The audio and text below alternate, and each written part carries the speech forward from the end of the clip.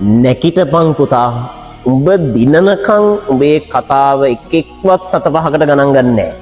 හැබැයි උඹ ගේමක් ගහපු දවසට උඹේ කතා අහන්න ගෙදරට එන්නේ කේක් බිස්කට් අරගෙන කෝල් නිකං කෝල් නෙමේ වීඩියෝ කෝල් ගන්නේ උඹ පට්ට පොරක් වෙච්ච දවසට උඹේ කතන්දර අහන්න මුළු ලෝකෙම ඔයාගේ පස්සෙන්. උඹ දිනපු දවසට ලස්සන කතාවක් හදාගනින්. හැබැයි කතා හදන්න මහන්සි වෙන්න කලින් මේ කාලේ ගොඩ යන්න මහන්සි වියක්. එදාට උඹේ කතන්දර උඹට පත්තරේ දාන්නත් පුළුවන්. ටීවී channel වල කියන්නත් පුළුවන්, රේඩියෝ වල කියන්නත් පුළුවන්. දිනන දවස වෙනකන් මහන්සි වියක්. එදාට ඔයාට කතා කරන්න ඇහුම්කන් දෙන්න මිනිස්සු ඕනි තරම්.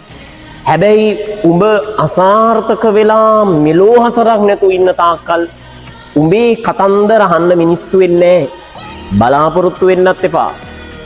දිනපු මිනිස්සුගේ කතන්දර විතරයි මේ ලෝකෙ මිනිස්සු අහන්න කැමති. අසාර්ථක වෙච්ච වැඩක් නොකරන උන්ගේ කතන්දර අහන්න මිනිස්සු කැමති නෑ පුතා.